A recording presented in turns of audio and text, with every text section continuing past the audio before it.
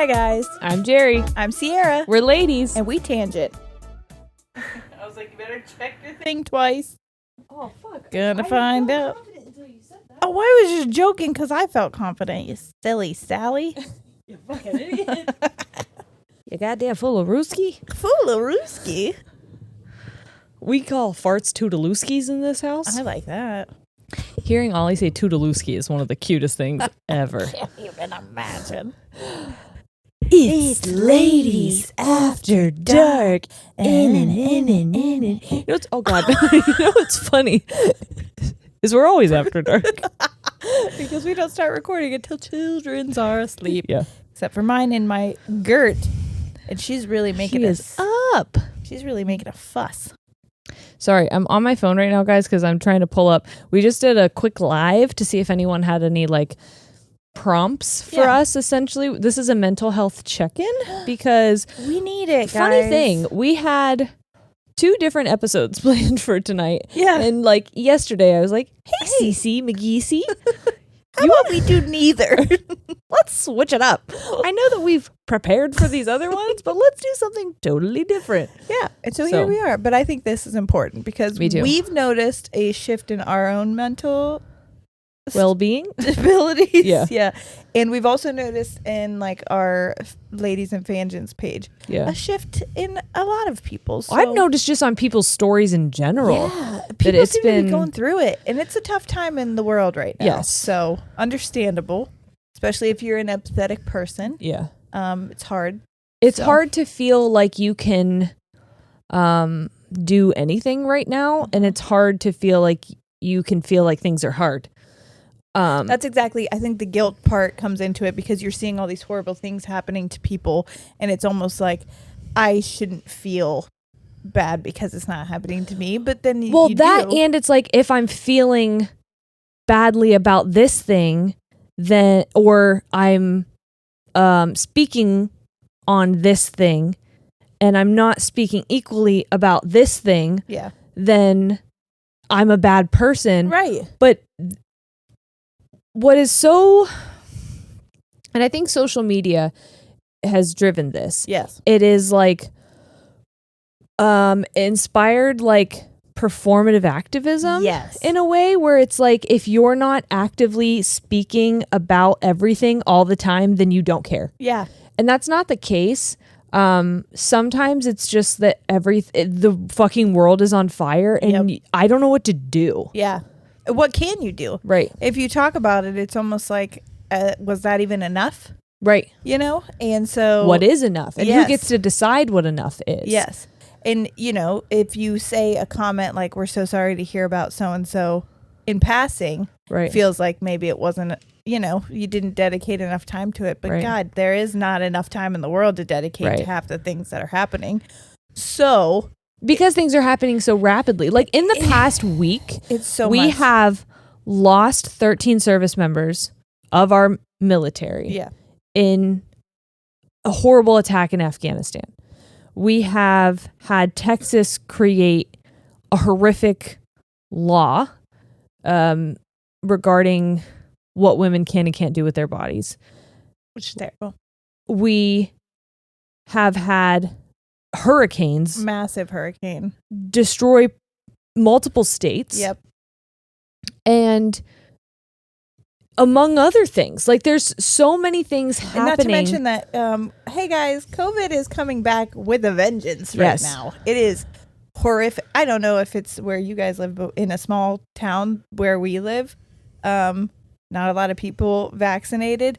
It's coming back in a very big way. And it's scary because it's not even cold and flu season yet, and it's already bigger than it was last cold and flu season. Right. So it's a scary thing to see all of this happening in real time and not knowing what the future holds. Right. And I was talking to a friend yesterday about how in our own personal lives, you're experiencing some really heavy things right now. Yeah. I am experiencing stressful things right now. The world is going through multiple traumatic events where I feel like all of us can simultaneously feel these things, feel the effects of these events. And with us having this platform, there's a responsibility that comes along with it to speak on these things or to acknowledge different groups of people and the things that they're going through as a sign of like solidarity with them. Yep. And it's also like hard to do that. It's not hard to be in support of people or stand in solidarity with people, but like to feel like what we're doing is enough. Yes. And it's also hard to feel like we have any right to complain or to feel. I was saying to a friend, like, if you have a broken, and we've said this before, but if you have a broken arm and I stub my toe, we both say ow. Yeah. Your pain that I could probably agree is worse than my pain doesn't mean that mine didn't hurt. Exactly. But I still beat myself up because I said ow in the first place. Yep. Because look at how much more pain this person's in. Yep. It's sad that we do that, but we do that. Yep. All of us do. So we wanted to do this for you guys to show you that it's okay. We understand. We're a little bit on Sad Bitch Island with you. Yeah. And just talk about it. And I think it's important for you to check in with yourself. And I think it's important for us to be honest. I am very proud of how many people have done it through the Facebook group, have checked either anonymously, which is fine, or like put themselves out there and just... That is incredible. Or created a thread for other people to like check in with themselves. That's really beautiful. I don't know if you guys understand that. And it was something that it took me a long time because I got told that it was attention seeking and that I needed to stop doing that. But putting yourself out there, being vulnerable with your mental health like that, especially to a group of basically strangers, is a really brave thing to do. Right. And the fact that you feel comfortable enough in a community that we've created makes me very proud. So, you know, you never know, like when Sierra and I first started the podcast, we didn't think that anyone was going to listen. No. We never, this was a dream, but we never anticipated this level. Yeah. So whenever we spoke about things, we were really just navigating our own emotions. Right. And we were doing it openly. And now we know that in our journey, we essentially were like giving other people ways to articulate what was happening in their own mind and ways to advocate for themselves. And like that is so, so valuable. You never know if what you have to say could be the thing that makes it click for someone else. Yes. It could be a life-changing thing for someone else that for you was hard, vulnerable, or maybe it was just like a nothing thing that you were just venting about could be the thing that was life-changing for someone else. Exactly. So thank you guys for doing that in our fandoms page and connecting with each other and creating such a safe space for people to be open. It is beautiful. Yeah. It's a really lovely thing to witness.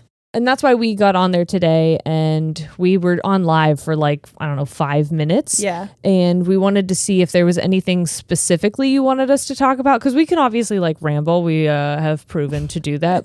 But we wanted to see if there was anything mental health related that you guys wanted us to touch on. Yeah. I'm going to... the first question we got was, what are your favorite ways to combat Sad Bitch Island? I'm not good at it. I will tell you what mine is. Number 1, napping. It might not be healthy, but it does, I don't know. See, I can't do that. Better. Yeah, I know. Number 2, trashy reality TV shows. Mm-hmm. Oh my God. Are those my guilty pleasure when there is nothing more than watching just like drunk young people make out with each other. Yep. And I'm like, mind numbing. It really is, because Corey was watching it with me. I binged all of Are You the One, by the way. So thank you. You're welcome. Because it was beautiful. And Corey watched, like, he would come in during like season 3 and 4, I think. You have Hulu? Yes. Oh, I've got to 6. Okay, you need to watch Love Island. I know. I probably will next. Okay. I'm going on maternity leave soon. But Corey was like, this is the dumbest show I've ever seen, like twice while I was watching it.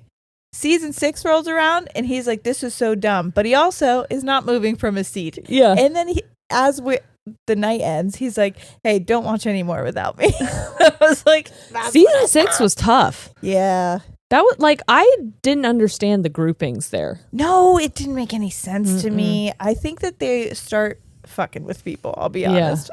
Because I think some of those pairings I would have never thought. No. Yeah. I don't agree. But anyways, so that's what I enjoy doing. Just find something that you love that you can kind of like shut your mind off. For me on Sad Bitch Island, the way that my mind works is really against me. So like if I can find something to focus on that's also not like heavy, it's really kind of nice.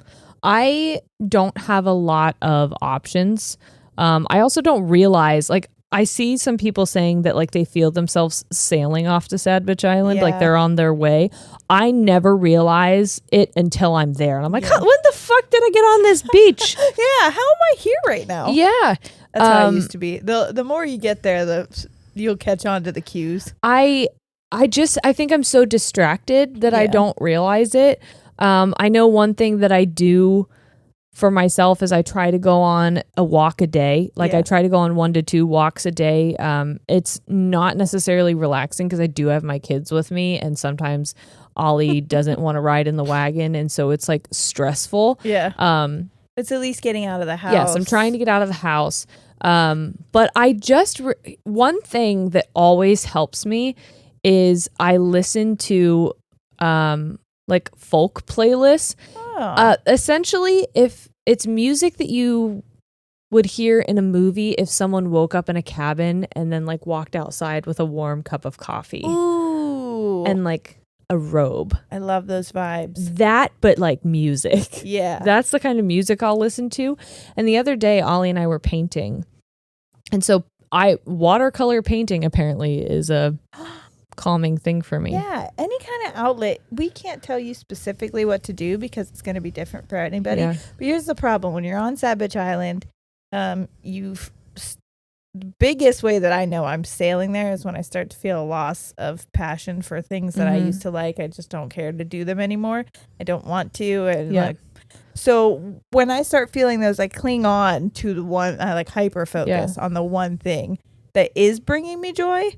And it's usually trashy reality shows. Yeah. But it could be anything. Whatever it is for you, even if it seems like it's not productive, because I beat myself up all the time when I watch like TV a lot, when I binge it, because I'm like, Sierra, you could have been doing this. Don't let yourself do that. Do not let your mind do that. Tell yourself this is your medicine. And just focus on whatever is giving you any kind of serotonin or dopamine in that like moment. If you injured your leg and you had to do some kind of physical therapy, you wouldn't look at your physical therapy as a waste of time. You would think of it as a way to get your leg better. Yes. Even though it's taking like hours out of your day. Right. Yeah. Okay, next question. Let's see. Mom guilt and the anxiety and depression that comes with it. Ooh, that's a big one. I was just talking to Shane about mom guilt yesterday. Mom guilt's bad. Because I realize that when I say yes to things, I am also saying no to something. Yes. So I had a couple inquire with me for like next weekend. And they said, hey, my photographer might not be able to make it from Utah. Are you by chance free? I am free. But I had already planned to do a garage sale with my sister, to be with my family. It was an open weekend, which normally I do not have when it comes to fall. Right, this time of year. So I looked at Shane and I'm like, Shane, I don't know what to do. They're going to be out of photographer. Like, that's terrible. I do have it free. That means I should do it. And that's something that Barbara always talked to me about, is like, just because you can doesn't mean you should. Exactly. And me saying no to the couple isn't me being a bad person. It's me saying yes to family time. It's me setting a healthy boundary for myself when it comes to work. And I've never thought about it that way before. I always thought that like I am supposed to give all of myself to everyone else and fuck me and my family, essentially. Like it was always, it doesn't matter what I want. I'd have to help other people. That's what I need to do. Right. But unfortunately, my family is now almost like collateral damage with that. Where like my kids are just like, oh, you get me during the week. You're not going to miss me on a weekend. But like they will get a different version of me. Yes. And they will get a better version of me during the week if I have a free weekend. Yeah, and you'll get to be with you as a collective. Yes, I know with Shane. There's not a lot of time that you guys all get together. Right. So, yeah, that is very important. It's difficult, I think, with things like... Mom guilt is so easy to come by because here's the thing. No matter how many books you read, no matter how many, experts and specialists and everything there are, nobody knows the right way to parent. Nobody knows nobody knows what we're doing. Right. We're all just doing it. And there is no right way to parent because you have to parent for yourself and your style and your child, and everything is different. So making those decisions and having them rely 100% on you as the person who has to make them is going to bring shame and guilt, because no matter what decision you make, there's always going to be that question in the back of, was that the right decision to make? So I think giving yourself a little bit of grace when it comes to that, understanding that you're making the best decision for yourself and your child. But do you do that moment? Do I? Yeah. No. I was going to say, we're talking about us here. I'm giving advice that I'm not going to. No, but I really have been trying. Yeah. I really, really have been. Well, I started crying because I realized that, like, if I'm beating myself up as a mom, that means that I must not be happy with who my children are. Because, you know what I mean? Yeah. If I'm saying, like, I'm not doing enough, okay, what is my child doing that's telling me that what I'm doing isn't good enough? Right. Because that's where my benchmark is. If I can look at my child and say that he is healthy, he is communicative, he is happy, he is safe, he is loved, then what am I doing wrong then? Yeah. Well, that's what I try to do. I try to look at the good, because there's a lot of things that I have mom guilt about that I did when Noah was younger. Specifically, like the amount of screen time that he had. And so he's a little bit addicted to it now. And by a little, I mean a lot. Mm-hmm. He also has ADHD. I have to remember that. He hyperfocuses. That is a part of his ADHD. Yeah. So the fact that hyperfocus, because he'll hyperfocus on reading too. It's not just video games. But when he is hyperfocusing on something, it's like all he wants to do. So that makes me feel a little guilty, like that I did that to him in a way. But knowing what I know now is helping me a little bit. Yeah. And then also just like seeing the good things that he does as a human being, the way he speaks to people, the way that he treats other people. We were walking out of a restaurant today and I started having a Braxton Hicks contraction. I had to stop. He put his arm around me and started rubbing my belly and was like, "Are you okay? Are you okay?" The other day, Corey dropped something in the bathroom that I had. It was like my straightener or something, and it fell and smacked him right on the pinky. So he screamed, and I yelled down, "Are you okay?" And he didn't say anything, because when you're really mad, you're like, mm-hmm. So he didn't say anything, and Noah ran downstairs to go make sure he was okay. And like things like that, I'm like, okay, so maybe I didn't do everything great, but I did some things. Yeah. So I don't know. I think that helps me a lot. And I think it's about like retraining your brain. And I realized that I wasn't doing that all the time. Yeah. And that I need to refocus. Now I have a lot more mom guilt with this baby. Why? Well, just because she's not even here yet. That's why. It's just like, because I can't for sure tell that she's 100% okay. Yeah. And right now she is focused, like nobody else is doing anything for her but me.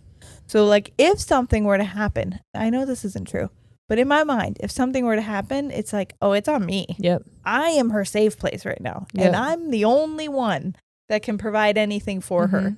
So like that, I guess it's not depression. It's more, I get like mom anxiety right now with the fact that I'm like almost to the finish line, but like we're not there yet. And do you think that stems from your miscarriage? Oh yeah.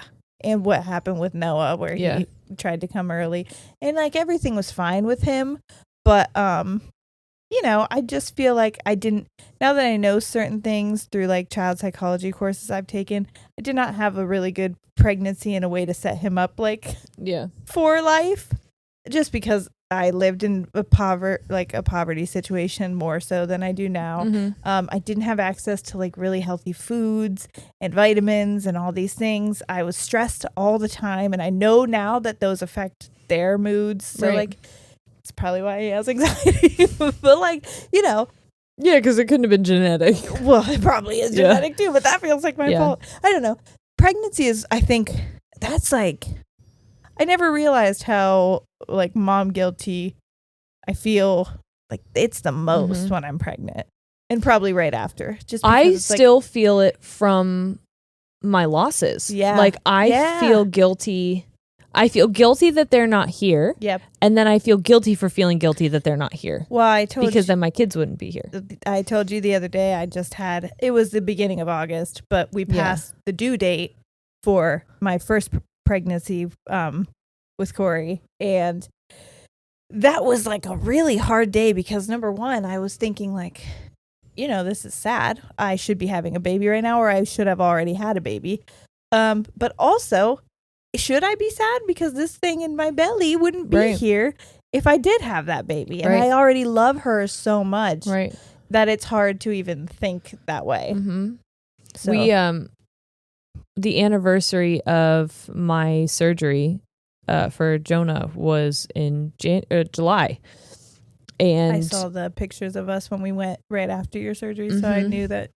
Yeah, because we went hiking right after. I have a scar on my leg from that day. Yep. And it's still very, very hard for me. Like I see a picture of a kid with Down syndrome and I just cry. Yep. I cry because I think like, why couldn't that be me? Why couldn't he be here? Like, why didn't he make it? Like, that's not fair because so many do. Yeah. But then I have to check myself, like, if he did, my life would be so different. Yep. And Ollie wouldn't be here. Forrest wouldn't be here. Like, I don't know what would have happened. And like, I think about life like dominoes, not the pizza. And you said it in my stomach. I was like, oh, I'm hungry. Yeah. The game. The tiles? Yeah.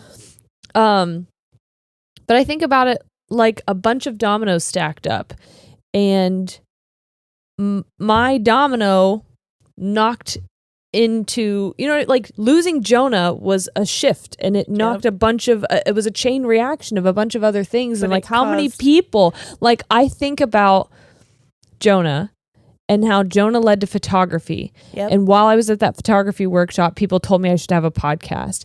And like there was all of these things that happened that ripple effect to now me having you and having like this relationship with you and us having this relationship with all of these people. Like his domino, the ripple effect that he had on other people's lives, like that has so much meaning. But like inside me, the guilt of I couldn't keep him safe. I did something wrong, but like I didn't. But well, it's hard. Just hard to yeah. So basically, we don't know. It's just a constant battle, and it never goes away, and that's why I have wine. It will never go away. I really don't think it ever will. But I like to think that, kind of like, I hate to be cliche, but like things happen for a reason, and you just have to like roll with the punches, kind of. And I think it's also parenting. I think it's also beneficial that like our mindsets are kind of shifting from what am I doing wrong to what am I doing right? Yes. Or what am I doing well? Or you know, celebrating who they are instead of beating ourselves up for who we're not. And if you make a mistake, because we all do, like I said, I've caught myself making multiple mistakes, that just catch it and change it. Like that's all we can do is try to grow and be better people. I'm a much better mother to Noah now than I was in the beginning, and I feel bad that I know I'm going to mother this baby better than I did Noah because I know more and I'm older. I have more resources. I just know that I'm going to do a better job. However, I don't beat myself up because something that happened there made Noah who he is. Right. And he's wonderful. Right. And we have a close bond, and I love that. Someone said, can you talk about the last time you were truly happy versus just feeling content? Or no? The last time I was... yeah, I can. Okay. So we went to Michigan last weekend. Sierra and I recorded 2 podcast episodes like early. Normally we record on Fridays, but we recorded like last Wednesday or something because we went to Michigan. I shot a wedding there. We were there Thursday, Friday, Saturday, came home Sunday.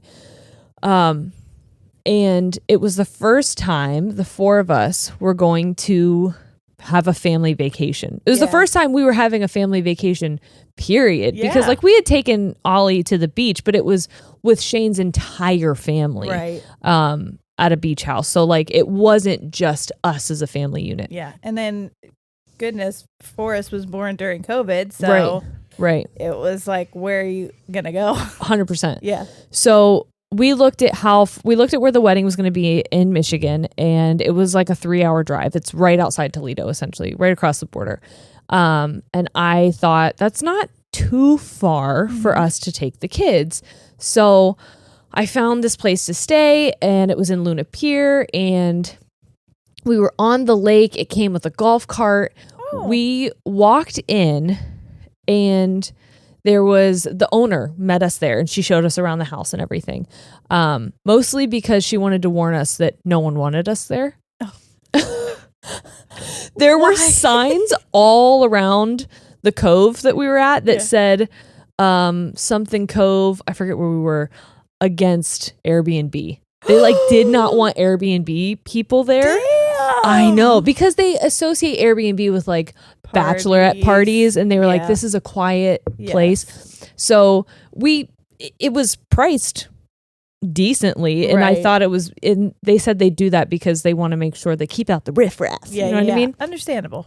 So anyway, we walk in, she leaves, and there's a chalkboard wall. There's like a whole little play area. She had toys there for the boys. That's so sweet. And I'm staring out at the lake, and my kids are on the floor, and they are playing together. They're crawling and chasing each other around the couch, and I just started crying. Yeah. Growing up, I didn't have my entire family on vacations very often. My dad worked at the park in town. He was the assistant park director, and like the peak season for the park is the summertime. Yep. And so he didn't get to come on family vacations with us, and family vacations were not always fun. And so like to have that moment where my kids were laughing and chasing each other around, and it was peaceful, and we were just together and present, like I was truly happy. Yeah. Oh, I love that. I just cried a lot. That's beautiful. Shane's though. like, "Are you okay?" I'm like, No, absolutely not. I'm not okay at all. Let me have this. Yeah. That's really nice. Mine is kind of the same. Was when I was on vacation. I wish without Corey. I wish Corey would have been there. Yeah. That's hard for me. But there was a moment.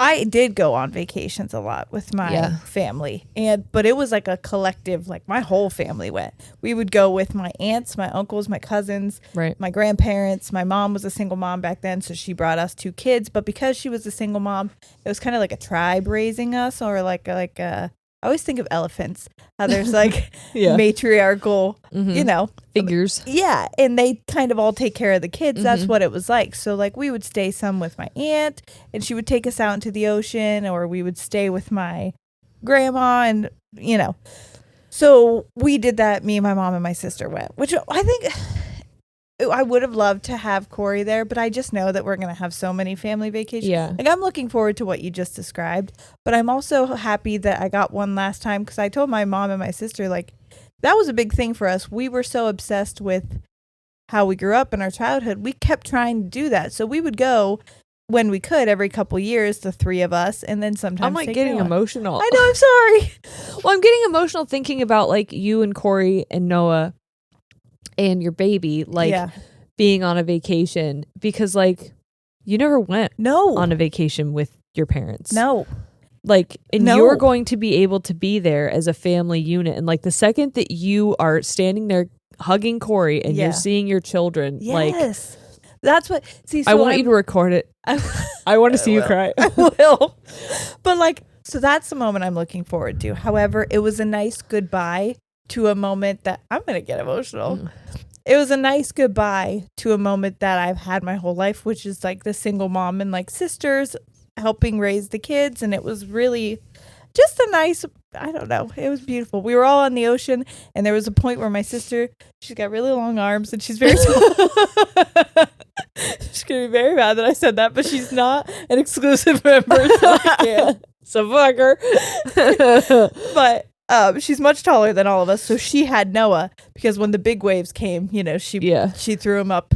And it just looked like my Aunt Lori, who, by the way, if you have listened before, she's the one that passed away. It was very much like seeing into the past, but but it was also knowing that was going to be the last time. It wasn't a sad thing for me, though. It was a beautiful, like, end of an era kind of thing, because it's like I'm growing up. I'm moving on from the single mom life and gaining something beautiful out of it. Yeah. So I love that. Thanks. Thank you for asking that question. That was really nice. Yeah. I didn't know where I was going to go with that. But yeah, I think it's important to think about times like that, or to mark them down, document them in some kind of way. It was so lovely being on that golf cart, and Ollie like wanted to drive it all the time. And because where we were at, it would have been your nightmare. The backyard, it was like a 10-foot drop off to the lake. It was like a seawall. No. So it was beautiful to sit out there. But like if I have toddlers. Yes. So it was a nightmare. So scary. We could not go out there. Yeah. But we were on the beach, all fine and dandy. They fucking have sand flies. They bite. Oh yeah. And they hurt. So we could not be out there for very long. Yep. So it was like all well and good until the flies fucking bit us. Ouch. Oh yeah. No. How do you manage intrusive thoughts? Not well, I'll tell you. Not well. Okay, so that was one of the biggest things that Barbara and I focused on when I first went to therapy, was figuring out what were my intrusive, distorted thoughts. And here's the thing. Sometimes they are mean to me, and other times they're just fucking weird. And I'm like, get out of my brain. You know when I have intrusive thoughts is sometimes when I'm having sex. Oh my God, same. I'm like, get out of here. It's same. Uncomfortable. I don't think, do men get that? Maybe guaranteed, some, but no. Definitely not mine. I guarantee no. Because he's in the zone. One time I ruined sex. You did? And Corey told me I did. Well, we finished, so it was fine. But one of my intrusive thoughts was I had just got out of the shower, and so my hair was all wet and kind of gross. And so he was like in the mood, so I just pulled it back into a low pony. I'm George Washington. Midway through, me being on top, I said, because I couldn't, it was so intrusive that if I didn't say it, I was going to think about it the entire time we had sex. I looked him straight in the eye and said, do I look like a founding father? And he was like, get off of me. And you're like, so yes. He literally goes, why the fuck would you say that right now? I was like, because if I didn't get it out, you don't know me at all. You were going to finish, and I was going to be here George Washingtoning myself. And I was going to be signing the Declaration of Independence. So he's like, no, you look beautiful. And I was like, thank you. We can continue now. He's like, I don't want it anymore. No, he didn't. He said I ruined the mood. He got back. He got back in the group. I had to help, but I was like, funny. I'm really sorry. But then the entire rest of the time, guess what? I didn't finish because I know that's my problem. Because my intrusive thought the rest of the time was, good job fucking ruining it by saying the Alexander Hamilton thing. Oh, I'm that way too. I talked about the plastic bag thing. Oh yeah. So like I will think about that. Yep. And I will just think like he's staring at it. He can't see his own dick past your paper bag there. So he's really enjoying himself, you nasty. Corey told me, he's like, why can't we ever have the light on like when I'm from behind? And I'm like 100% because in my mind, all I'm wondering is if you're staring at my hairy butthole. Yes. Yeah, if there's hair on it. I don't know. I can't reach back there anymore. It's very scary. Well, everybody gets hair on their butthole. Yeah. So if you say that you don't, no, I know that I do. To? Who are you lying to? I know that I do. I have friends that would be like, I've never, and I'm like, okay, stop lying. How do I deal with intrusive thoughts? I say, get out, you. I have to say them out loud apparently in rude moments. Sometimes I have to say them out loud, but other times I have to like challenge them. Well, my therapist told me what I should do is when they come in, immediately write them down and then immediately write out like a different way to redirect it. So if I was thinking like, do I look like a valued father right now? No, I don't. Yeah, that's it. Just answer it and then that's it. And do it every single time because it'll start to become a habit and you'll have like two voices in your mind. One challenging the one that's being the weird one. I had an intrusive thought today that was like, no one actually enjoys being your friend because they think that you only want to talk about yourself and that you are not supportive of them. Yeah. And people are going to get really tired of you. So like, that's something I have to challenge. I have to challenge them. My intrusive thoughts are mean. Yeah. And anytime there is like a disagreement or a space with someone, I always feel like it's validating my intrusive thoughts. And so it gets harder and harder to battle them. That's why I was my most successful, my most healthy version when I was going to therapy once a week. Yeah. But I was seeing so much progress that I would go back every week and be like, I have Barbara, nothing to talk about. Yes, I didn't have anything to say. And it's because I was being validated so frequently and I was practicing validating myself so often that I wasn't getting into those holes. Yep. But now I went from weekly to bi-weekly to monthly and now I'm fucking struggling. Yeah. Yep. So I might have to tell Barbara we might have to. Let's up these a little bit. Yeah. I'll talk to her on Tuesday. Oh, good. We're gonna have so much to catch up on. I have so much to tell you. And also, let's schedule one next week. Yeah. This says, how did you feel after stopping birth control? Because it's been a bit rough. It was awful. I don't know what birth control you're on, but it was a hard transition for you. Is that what you're saying? Yeah, it was.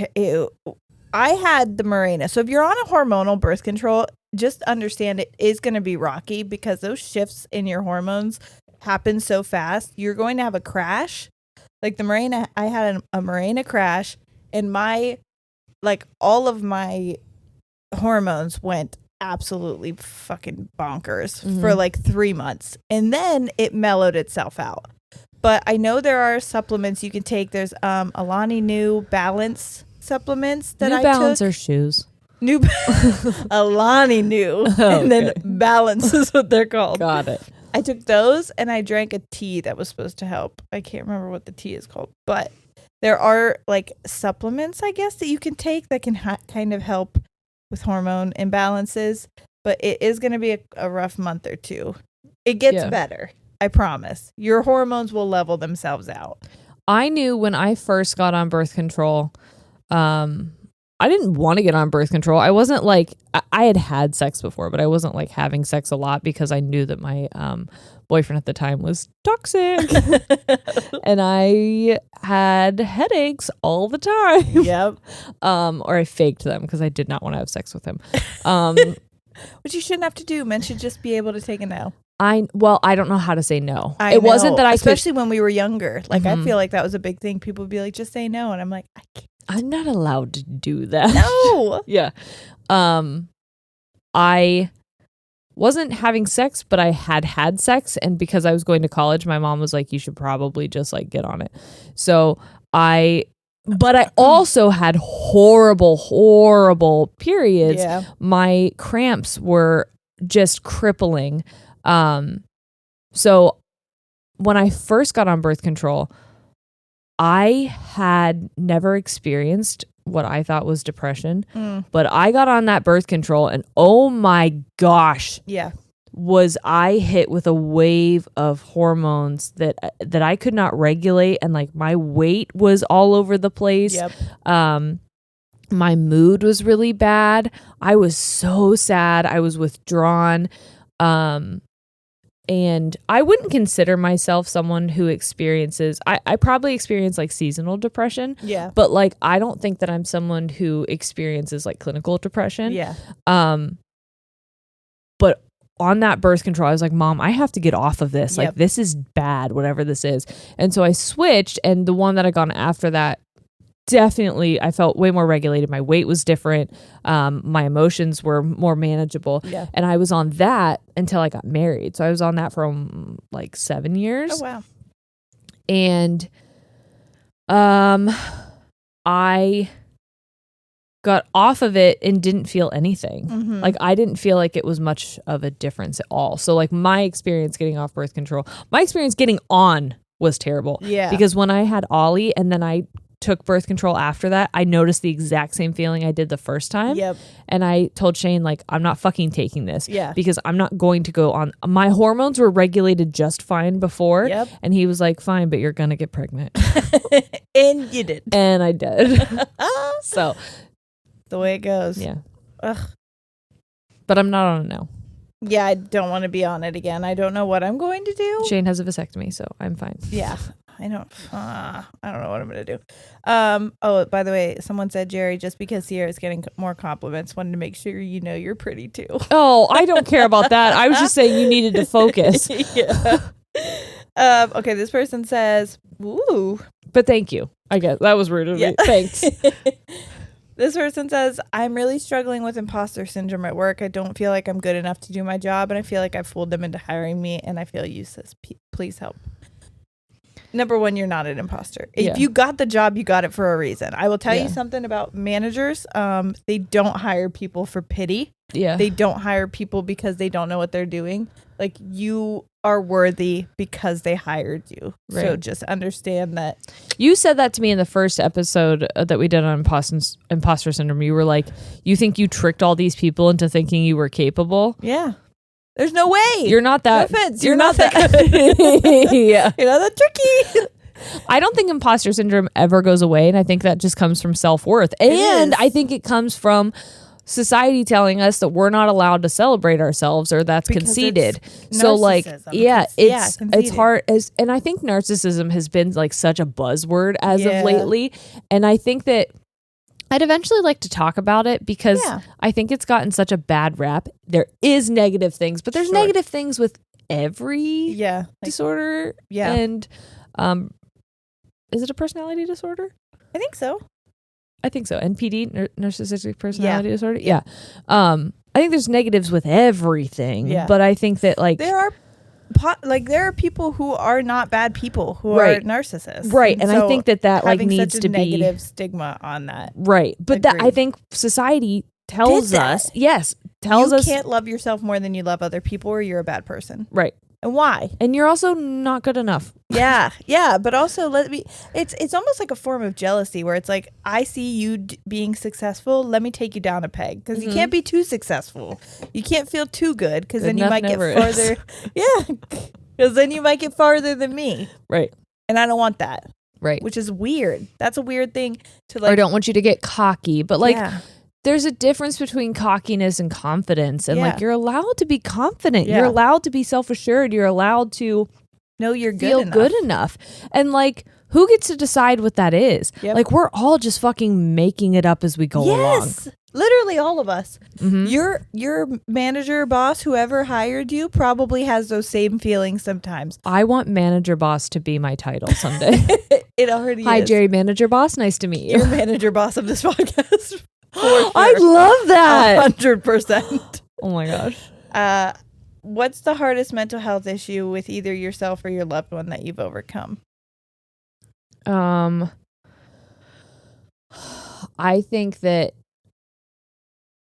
identifying that I actually had a mental health disorder was the hardest thing that I've had to overcome, but also understand, because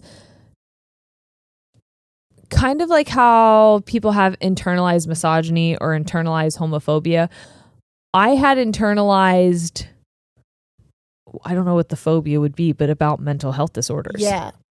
Excuse me. I know, my throat almost did that too. But yeah. I didn't want to have a mental health disorder because in my head, that meant I was weak, that I was broken, that I wasn't strong. Well, because that's what we were told our whole lives. It's like, you can beat this if you just try hard enough. Right. Sierra, you're not depressed. You just need to get out there and exercise a little bit. And if you feel it, don't you fucking dare let anyone else know. Yeah. Because they're going to use it. And you don't want them to think you're weak, do you? Yeah. And it's like, that is difficult to overcome. Just the fact of getting validated enough to be like, yeah, you do have this is, and it's not a bad thing. Right. It's just a new thing. Right. That now you have to learn to, it's almost just like you're still allowed to drive your car, but now there's obstacles in the way. But we're going to teach you how to drive through those obstacles. Yeah. And that's an important thing to learn, but getting to the point where you can get through those obstacles, where you have the ability to have someone teach you or medication that can help you. Yeah. Like that is hard to get to, because I feel like a lot of us almost have imposter syndrome. I know I do, with like I am almost 100% certain. I am 100% certain that I have ADHD. Yeah. Everybody who has come in contact with me tells me they know I have it. Right. And I know that that's probably where my anxiety and depression have stemmed from. Well, you have a from. lot of experience with Noah's diagnosis. It's not that's like why I'm just like guessing that I have it because sometimes I can't focus. No, like I've seen it manifest in my son. You go to therapy with him, so you hear his therapist talk about it with him. And, yeah. His dad has it. His dad is diagnosed and on medicine, and we have a lot of the same qualities, like that. Right. He knows has stemmed from you.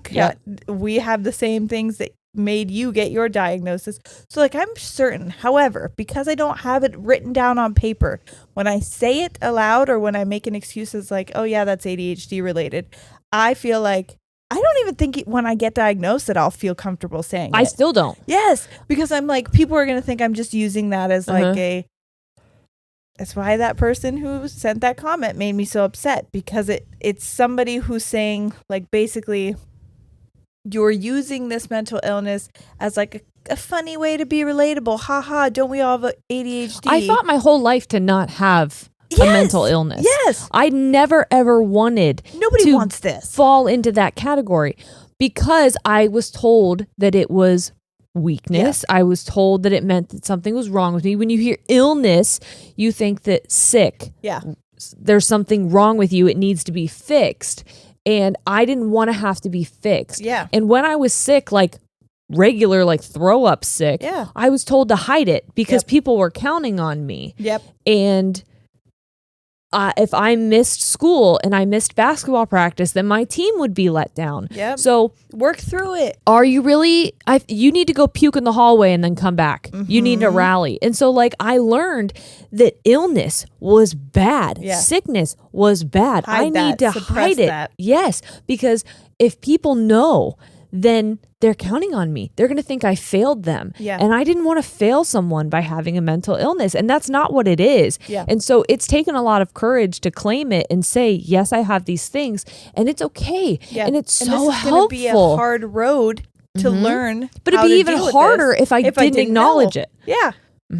So it's almost like you're given tools in that validation and in that diagnosis.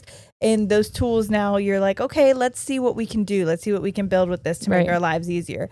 However, it feels like I'm not allowed to have those tools because I'm a faker. Yeah, because I'm doing this for attention. Yeah. If I have a mental illness. Right. No, I do. I do. And I'm allowed to say that I do. Yes. And I'm allowed to advocate for myself and give others tools to advocate for themselves. Which reminds me, this week I'm in busy season, and it's busy season for us with the podcast, but I'm also in busy season for photography. And I have been feeling really overwhelmed. And when I'm overwhelmed, I just shut down. That's why I told you I have 100 unread text messages. Yeah, you just like, I've never had that many unread text messages in my fucking life. Yeah.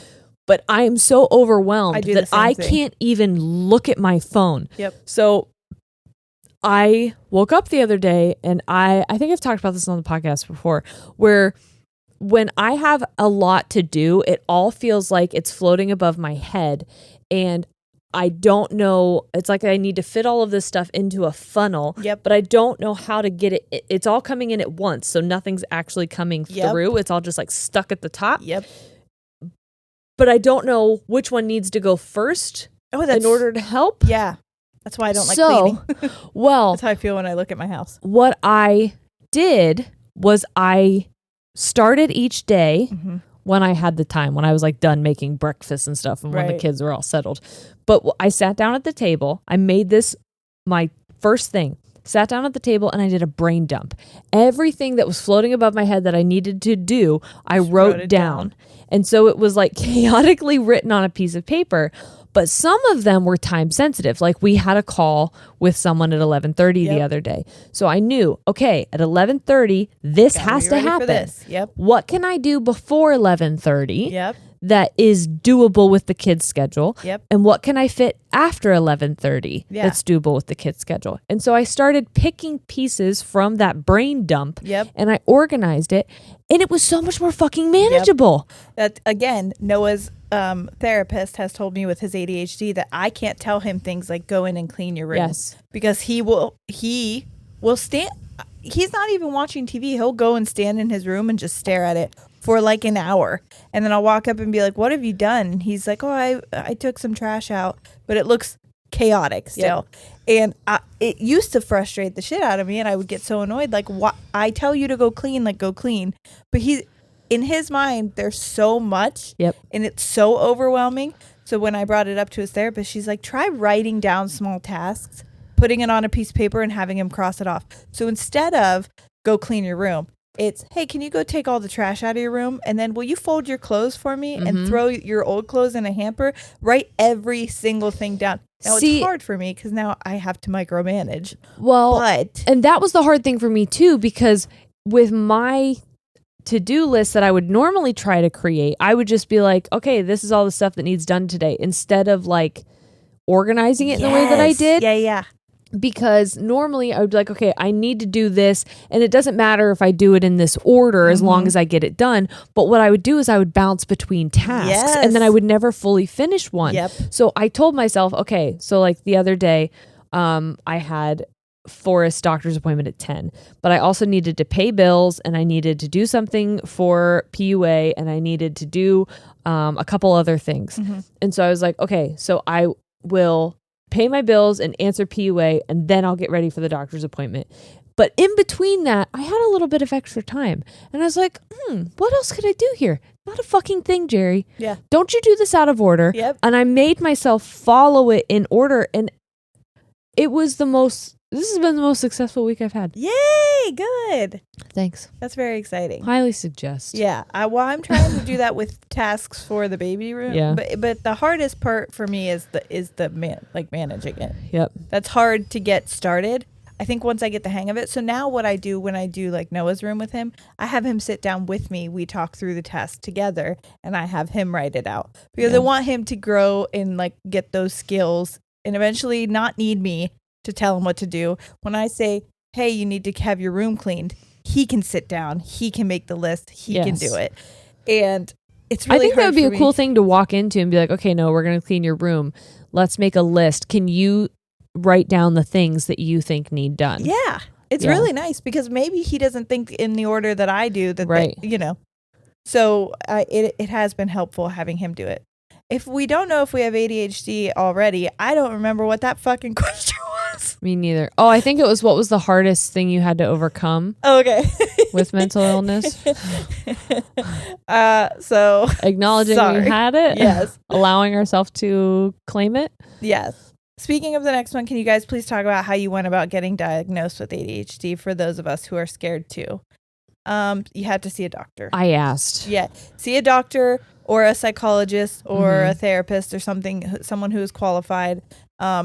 If you go to a regular doctor, like your primary care physician, they usually have like a sheet that, like how we got Noah diagnosed, was they gave us a sheet with a bunch of questions for us to answer, and then we got a sheet for his teachers to answer, and then they put those together, and we got his diagnosis that way. We also got recommended, he was going to a therapist full time at that point, and she recommended him. She believed he was either on the autism spectrum or had ADHD.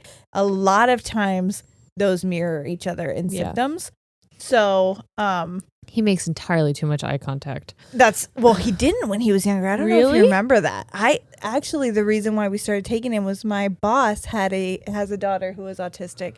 And I went to a work Christmas party thing. Yeah. Like you could bring your kids and they had Santa and everybody was trying to talk to him. Now I know it's just when he's shy with new people. Like for you, he never had that problem. Right. Because he's known you his whole life. Right. But for new people, he wouldn't, especially when he was younger. And my boss pulled me over and was like, hey, I'm not trying to be like anything. Did you notice this? Because that's how I found out that my daughter was on the spectrum. Yeah. And I just wanted to bring it to your attention. And I was like, oh, I appreciate it. He is seeing a therapist, that we're figuring that out. And anyways, so then we went to the primary care doctor and he decided that it was ADHD, which that diagnosis makes perfect sense with my son. So, especially the more he grows, it's almost like he's growing with it. Yeah. But yeah, the only way that you can get diagnosed is through a doctor, unfortunately, or a therapist or a psychologist. So you have to go see someone to get your official diagnosis. And that's really the only way you can do it. Right. And I mentioned before, I'm going to say it again. Go ahead. Is don't be afraid to ask, because worst case scenario is they say no, and then you at least have narrowed down your search to figuring out why maybe you're struggling in certain areas or having a hard time with certain things, and or you do find out that yes, you do have this, and then you can equip yourself with all the tools that you need to better experience your day to day. Yeah. And the interesting thing is too, if you suspect that you have ADHD and they tell you no, a lot of times they could give you other examples of things that you do have, right. You know your body and your mind better than they do. And so if something's off, and so it could be something like being on the spectrum. It could be that you have an anxiety disorder that's manifesting in this way, or depression, things like that. And so just asking about it is the first step. And even if it's not what you thought it was, it could turn out that you find out what it really is. Right. So. And also I would suggest that even if you don't get a diagnosis, there's so many resources online for if you suspect you have something. Do not self-diagnose, first of all. I obviously do not self-diagnose yourself. But if you are thinking that you may have ADHD, for example, if you go online and you look for tools, resources that help, strategies, kind of like what we were saying with making lists or breaking down into smaller tasks, and you utilize those they're not exclusive to people who have ADHD or neurotypical people or neurodivergent people. They're not exclusive for you can only use these strategies if you have this diagnosis. Exactly. If you're afraid to ask, but you think it might be a thing and you want to try some of those strategies, there's no harm in doing that. If it helps you, it helps you, even if it's not your diagnosis. And the only reason really that you need a diagnosis is, number one, to validate yourself, right, and to be able to say it, because again, that's why I don't fully say that I have it with confidence, because I'm not officially diagnosed. But also it can help if you need medicine, but a lot of times if you're already going to therapy, even if they don't officially diagnose you, they can help give you those tools. Even if they don't know that's you could just say, hey, I have problems with organizing and things like that, and they'll help you through. My therapist was giving me tips for organizing, but she never told me that she thought I had ADHD. Right. But the way that she was helping me are tips that I've seen for people with ADHD. So yeah, you're exactly right. What is some advice you wish you would have received earlier on in life in regards to caring for your mental health? I can say my very first one is, do not listen to other people when they try to tell you that you're being that you're fine. Yeah, that you're fine, that you're being over dramatic, or that you're lazy. There's likely, if you've ever been called lazy, there is a reason why. I need people to understand that, because not a reason why you were called lazy, reason why you don't want to do things. There's a reason why you are quote unquote lazy. Like, I don't believe really that laziness is just inherently a thing that people have, especially if you've lost motivation for things that you enjoy. Like, if you were truly lazy, you would still do the things you enjoyed. You just wouldn't want to do anything else. But when you have like depression or a crippling anxiety disorder or ADHD, or a mood disorder in general, anything, it can manifest itself into looking lazy because you're basically paralyzed. Like, when I would be like, now I think that it's an ADHD thing, not a depression thing. But I would sit there and have so much going on in my mind that I'm like, I literally can't do any of this. I would rather just lay here. And people would call me lazy, but at the same time, I'm like, my brain is going 1,000,000 miles a minute. Right. Like, this isn't lazy. There's no way. I remember the other day I was having a panic attack and I was sitting on the couch. And I had to have like a really heavy blanket on me because I was feeling like floaty. Yeah. And I kept hearing in my head over and over again, get up, get up. Oh my God, I'm like Bo Burnham now. Get the fuck up. Yes. I was like, get up, get off of the couch, move, do something. And my body would not move. Yeah, literally. I feel, when that happens to me, I literally feel paralyzed. So I could look to someone on the outside like I'm lazy and just want to lay on the couch, when really I'm screaming at myself to get up and nothing's happening. Yes. So I don't know. I just really try to tune out other people, because so many people in the world don't understand mental health. Is this you talking to younger you? Yes, it really is. And their ignorance of mental health disorders and mental illnesses is, they should keep that ignorance to themselves. Yeah. But there's nothing you can do except for tune it out, because people are going to try to be quote unquote helpful in a way. And a lot of times, because they mean well. They think that being overly positive and just encouraging you, toxic or like positivity. Yeah. I wish I would have known about toxic positivity back then, because I was receiving so much of it, and I thought, wow, these people really love me, and feeding it to yourself. Yeah, and they did. They thought they were helping, but it was just making it worse. So. Yeah. I wish I would have known that failure isn't a thing. Yeah. Oh, I love that. I was so scared to do things because I was afraid to fail. I don't often do anything unless I think I'm going to be successful at it. Same. Or I don't start something unless the first time I do it, I can be the best. Same. And then if you're not, you're like, wow, I suck. I'll never do that again. Yep. Which is but so I also, everything takes practice. I know. And I can look at other people and think that they're allowed to try things more than once, or to have a growing period and to learn, but I have to be perfect right out the bat. And I wish that, like, I realized that stopping something doesn't mean I failed. Yeah. And if other people are disappointed either by my performance in something or by my decision to not do something, that is not my responsibility to bear that. Yep. And that I'm not failing anyone. The only person I can quote unquote fail is myself by putting myself in situations that make me uncomfortable. So I wish that I realized a long time ago that failure's not a thing. I'm allowed to start things and stop things whenever I want, and I'm allowed to not be good at things. Or that good is just whatever you make it. Yeah. So. And then not everything that you put yourself into has to be great. You could just do things because you enjoy doing them. Yep. I remember, I think I've talked about this before, that I was like, I suck at drawing. Why do I ever draw? But like, I liked it. And it didn't have to be good. Yeah. Who cares? It's just something to do with my hands while my mind was running wild. Yes. Yeah. It reminds me of that one Friends episode where Rachel goes running and Phoebe wants to go running, and she runs like an absolute weirdo. And Rachel's like, I can't run with you because you look weird. And she's like, well, I'm having fun. Yeah, I'm having a good time. Go ahead and run like a lame person. I'm going to go have fun. Yes. This one says, this is probably more so for you, but with both of you working from home, How do you separate work from your home life? I don't. Yeah, it's very hard. It's bad. It's very hard. I was just telling Shane yesterday that because I was driving home from a session and Shane was like, oh, I had so much fun with the kids.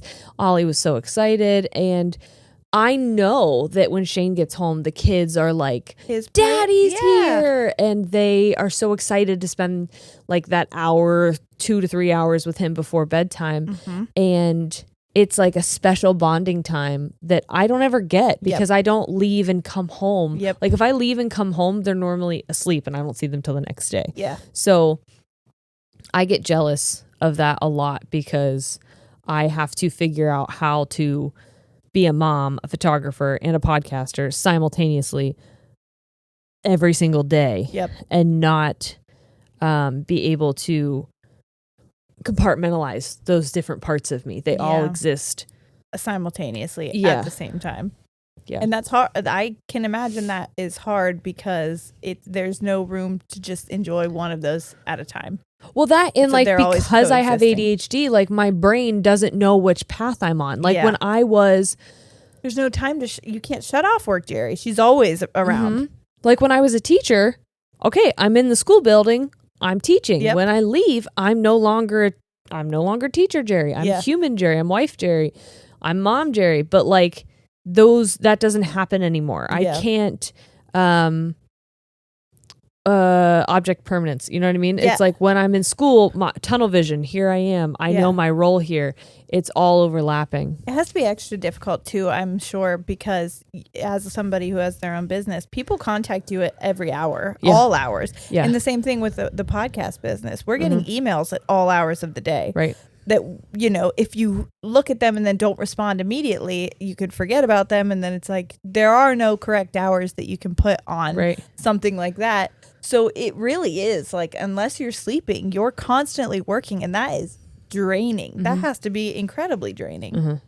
So sorry. And I don't know how, like, I was just talking to my friend about this yesterday. She's like, there's not many industries where people have clients and they give all of themselves to their clients, because like as a photographer, I want my clients to feel like I'm more than just a vendor. I want them to feel, because if I want them to be vulnerable and connected and authentic in front of my camera, they need to trust me. They have to feel comfortable. And they have to feel comfortable with me. You can see uncomfortability in pictures. Yes. And so I want you to look at those photos and I want you to feel like you're looking back in time. Yes. I don't want you to feel like a camera was even there. It was a posed thing. So I know that I give a lot of myself to my clients, but same thing with the podcast. Like I give a lot of myself to them as well. And so it's hard to know where I start and stop. Yeah. All of it. And it is very draining. And I feel badly a lot. So if you have tips, we don't, but can you give a girl some tips? SOS. She needs them. I think we'll probably do like one more. Do you think? That's fine. There's a lot of them. I'm sorry. They're still coming in. So apologies if we didn't get to yours. Yeah. What is something you recommend doing if you want to try and go to therapy but can't afford it? I really think I should go, but want to know alternatives before spending the money that I already don't have. Okay. Like we've said a million times, therapy is a privilege. Mm-hmm. And unfortunately, where we live, and I know we have international listeners, but I'm not sure how it works with you guys, but where we live, healthcare does not include mental health, and it's hard enough to get healthcare. Regular healthcare. Yeah. None of it's accessible. Sorry. Smash my mic into my teeth. But yeah, none of it's accessible. And then mental health care on top of that is like, who? No, not existent. Yeah. Basically, there are like some insurances that cover it, which is kind of incredible. But mine is covered. I mean, we have a copay, but yeah. Mine was covered when I was on my insurance. Now I think I should be covered again. I'm really going to go back soon, I swear. Now I've only been encouraging you for... I know. Well, now they're doing... virtual again, and I think I feel more comfortable doing virtual, which is weird because I didn't think I would, but I think I do now. Anywho, there are people that you can talk to, or not talk to. There are people that you can, like YouTube videos. There's some really good people on TikTok. which I know is like TikTok for your, but there are like psychologists that go on there and they give people like just coping skill advices. I would say if you don't know if you're diagnosed with something, possibly pay at least to get a diagnosis, because sometimes, like I said, I was treating the wrong thing, and that can put like kind of hinder you. So as long as you can get like a diagnosis, that might help a little bit more.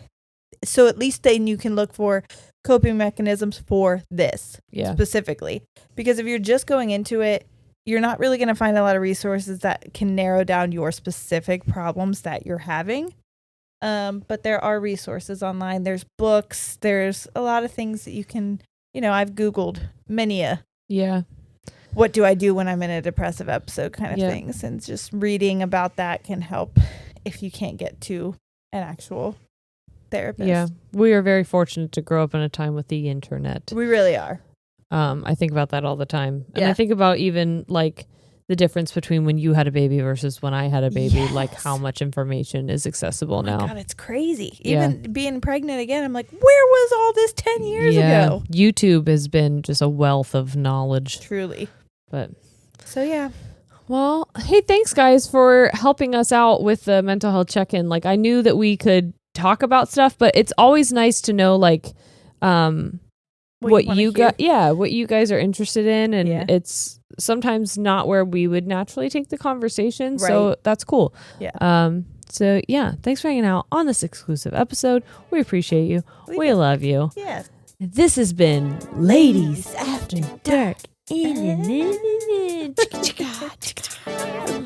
Bye.